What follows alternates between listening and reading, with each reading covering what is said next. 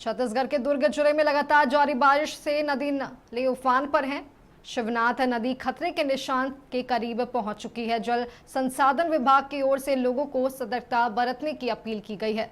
रिहायशी इलाकों में भी जल जमाव की स्थिति उत्पन्न हो गई है। मौसम विभाग की ओर से भारी बारिश की चेतावनी के बाद एनडीआरएफ और एसडीआरएफ की टीम को भी तैनात कर दिया गया है। बारिश के बाद दुर्ग की क्या स्थिति बता रहे हैं हमारे सहयोगी लोकेश। लगातार जारी है और इस वक्त हम है दुर्ग के शिवनाथ नदी महामारा घाट पर, जहां लगातार बारिश हो रही है। आप मेरे पीछे देख सकते हैं कि नदी जो है पूरी तरह से उफान पर है और लगातार जो है पानी का जल का स्तर बढ़ता जा रहा है। मैं बता दूं कि बीते कुछ दिन पहले मोंगरा डैम से जो है पानी छोड़ा गया था हज़ारों क्यूसेक, क्योंकि अभी जो है लगभग 200 मिलीमीटर की बारिश जो है अभी रात भर से हो रही है। और अभी बता दूँ 12 बज चुके हैं, उसके बाद लगातार जो है बारिश का कहर जारी है।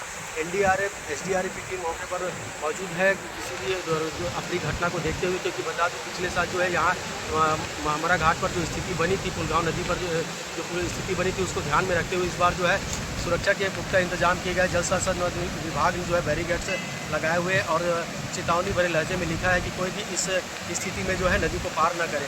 मैं आपको बता दूँ कि इस बारिश में इस सीजन की सबसे ज़्यादा बारिश अभी आज देखने को मिली है। और बात करें दुर्ग शहर की, तो नदी नाले जो है पूरी तरह से भरे हुए हैं और नालों की स्थिति जो है वह बहुत ज़्यादा भरी हुई है। और लोग जो है कई जगहों पर ऐसा भी देखा जा रहा है कि लोग जो नाले को पार कर रहे हैं, कि जोखिम उठा रहे हैं, जबकि सीधे प्रशासन ने जो है अलर्ट जारी किया हुआ है कि इस स्थिति में जो लोग जो है जोखिम न उठाएं।